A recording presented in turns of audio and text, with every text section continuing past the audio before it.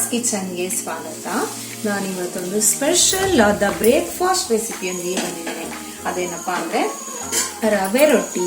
ಜಾಸ್ತಿ ಸಾಮಗ್ರಿಗಳನ್ನು ಬಳಸದೆ ಒಂದು 2-3 ಐಟಮ್ ಅಷ್ಟೇ ಬಳಸಿ ಮಾಡುವಂತ ಸ್ಪೆಷಲ್ ಆದ ಈ ರವೆ ರೊಟ್ಟಿ ರುಚಿ ಅಂತೂ ತುಂಬಾನೇ ಸೂಪರ್ ಆಗಿರುತ್ತೆ. ಈ ರವೆ ರೊಟ್ಟಿನ ಮಾಡಲಿಕ್ಕೆ 1 ಲೋಟ ಆಗುವಷ್ಟು ಪೇಣಿ ರವೆ ಮತ್ತೆ 1 ಲೋಟ ಆಗುವಷ್ಟು ತೆಂಗಿನಕಾಯಿ ತುರಿ. ಆ ಕಪ್ಪನ್ನೆಲ್ಲ ತೆಗೆದು ಜಾಸ್ತಿ ಬಿಳಿ ಬಿಳಿ ಇರೋದನ್ನೇ ತಗೊಂಡಿದ್ದೀನಿ. ನೀವು ಅರ್ಧ ಬೇಕಿದ್ರು ಹಾಕೋಬಹುದು. ತೆಂಗಿನಕಾಯಿ ಜಾಸ್ತಿ ಹಾಕಿದ್ರೆ ರುಚಿ ಜಾಸ್ತಿ ಅಂತ ಹೇಳಿ ನಾವು 1 ಬಟ್ಲು ತಗೊಂಡಿದ್ದೀನಿ. ಮತ್ತೆ 1 ಸ್ಪೂನ್ ರುಚಿಗೆ ಬೇಕಾದಷ್ಟು ಉಪ್ಪು ಮತ್ತೆ 1-2 ಸ್ಪೂನ್ ಆಗುವಷ್ಟು ಸಕ್ಕರೆ. ಇಷ್ಟ ಐಟಮ್ ಬೇಕಾಗೋದು. ಈ ರವೆ ರೊಟ್ಟಿ ಈಸಿಯಾಗಿ ಬೇಗನೆ ಮಾಡ್ಕೋಬಹುದು. ಜಾಸ್ತಿ ಐಟಮ್ ಸಹ ಬೇಕಾಗೋದಿಲ್ಲ. ಇವಾಗ ನಾವು ಇದನ್ನ ಹಿಟ್ಟನ್ನ ಕಲ್ಸ್ಕೊಳ್ಳೋಣ. 1 ಗ್ಲಾಸ್ ನೀರು ತಗೊಂಡಿದ್ದೀನಿ. ಮತ್ತೆ ಈ ಪೇಣಿ ರವೆನ ಇದಕ್ಕೆ ಹಾಕೊಳ್ಳೋಣ. ಕಾಯಿ ತುರಿನೂ ಸಹ ಹಾಕೊಳ್ಳೋಣ.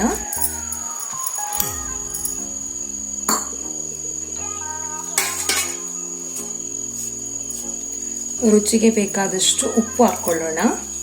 ಮತ್ತೆ 2 ಸ್ಪೂನ್ ಆಗುವಷ್ಟು ಸಕ್ಕರೆ ಹಾಕೋತಾ ಇದ್ದೀನಿ. ಸಕ್ಕರೆ ಹಾಕೋದ್ರಿಂದ ಟೇಸ್ಟ್ ತುಂಬಾ ಚೆನ್ನಾಗಿ ಬರುತ್ತೆ. ಸ್ವೀಟ್ ಆಗಿ ತುಂಬಾ ಚೆನ್ನಾಗಿ ಬರುತ್ತೆ ಈ ರೊಟ್ಟಿ. ಇದನ್ನೆಲ್ಲ ಒಂದ್ಸಲ ಮಿಕ್ಸ್ ಮಾಡ್ಕೊಳ್ಳೋಣ ಕೈಯಲ್ಲಿ. ಈಗ ಬೇಕಾದಷ್ಟೇ ಸ್ವಲ್ಪ ನೀರನ್ನ ಹಾಕೊಳ್ಳೋಣ.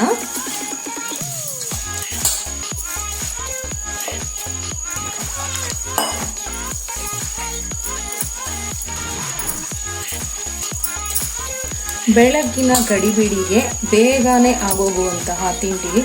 ಮತ್ತೆ ಮಕ್ಕಳು ಲಂಚ್ ಬಾಕ್ಸಿಗೆ ಸಹ ಇದನ್ನ ಹಾಕೊಡ್ಬೋದು. ಮಕ್ಕಳು ತುಂಬಾನೇ ಇಷ್ಟಪಟ್ಟು ತಿಂತಾರೆ.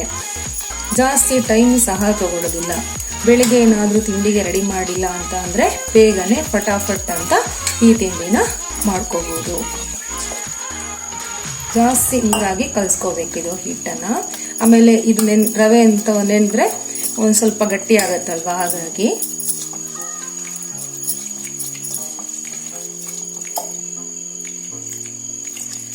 ಈ ಹದದಲ್ಲಿ ಇದ್ರೆ ಸಾಕು. ನೋಡಿ, ಈ ತರ ಈ ಹದದಲ್ಲಿದ್ರೆ ಹಿಟ್ಟು ಸಾಕಾಗುತ್ತೆ. ಇದನ್ನ ಒಂದು 5 ನಿಮಿಷ ನೆನೆಲಿಕ್ಕೆ ಬಿಡೋಣ. ಇವಾಗ ಈ ಬಾಳೆಲೆಗೆ ಸ್ವಲ್ಪ ಎಣ್ಣೆ ಸುರ್ಕೊಳ್ಳೋಣ. ಈಗ ಹಿಟ್ಟೆಲ್ಲ ಚೆನ್ನಾಗಿ ನೆಂದಿದೆ. ಈ ಹಿಟ್ಟನ್ನ ಸ್ವಲ್ಪ ತಗೊಂಡು ಬಾಳೆಲೆ ಮೇಲೆ ಹಾಕೊಂಡು ತಟ್ಕೊಳ್ಳೋಣ.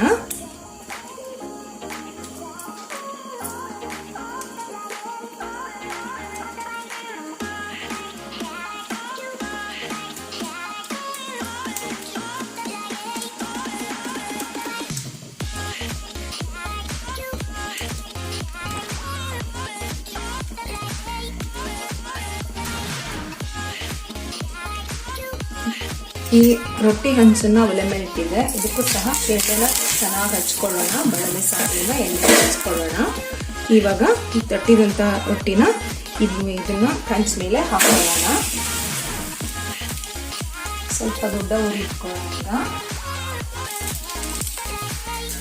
ಸ್ವಲ್ಪ ಬಿಸಿ ಆದ ನಂತರ ಬಾಳೆಲೆನ ಮೆಲ್ಲಗೆ ತೆಕ್ಕೊಳ್ಳೋಣ.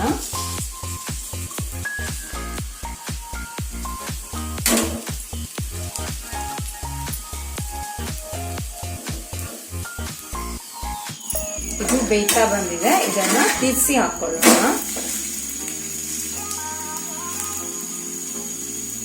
2 ಸೈಡು ರೊಟ್ಟಿನ ನೀಟಾಗಿ ಬೇಯಿಸ್ಕೊಂಡ್ರೆ ಆಯ್ತು.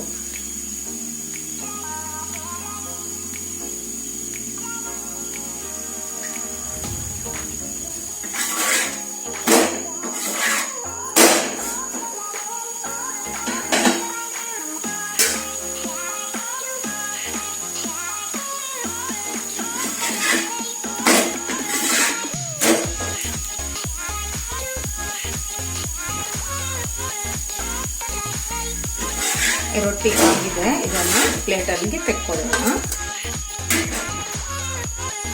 ಮತ್ತೆ ಉಳಿದಂತಹ ಹಿಟ್ಟುಗಳಿಂದನೂ ಎಲ್ಲ ರೊಟ್ಟಿ ಮಾಡ್ಕೊಳ್ಳೋಣ.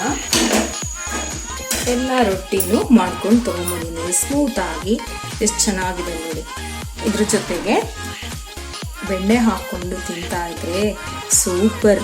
ಮತ್ತೆ ನಾನು ಕೋಸ್ ಪಲ್ಯ ಮಾಡಿದ್ದೆ. ಪಲ್ಯನ ಸ್ವಲ್ಪ ಹಾಕೊಳ್ತಾ ಇದ್ದೀನಿ ಸೈಡ್ಗೆ. ಇದಕ್ಕೆ ಯಾವುದೇ ರೀತಿಯಂತಹ ಚಟ್ನಿ ಆಗ್ಲಿ ಮತ್ತೆ ಪಲ್ಯನಾಗ್ಲಿ ಏನು ಬೇಕು ಅಂತ ಇಲ್ಲ.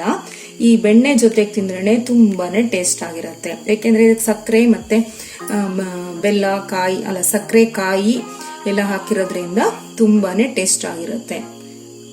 ಈ ವಿಡಿಯೋ ನಿಮ್ಗೆ ಇಷ್ಟವಾದಲ್ಲಿ ಲೈಕ್ ಮಾಡಿ, ಶೇರ್ ಮಾಡಿ ಹಾಗೂ ನನ್ನ ಚಾನೆಲ್ ಅನ್ನ ಸಬ್ಸ್ಕ್ರೈಬ್ ಆಗಿ. Thank you.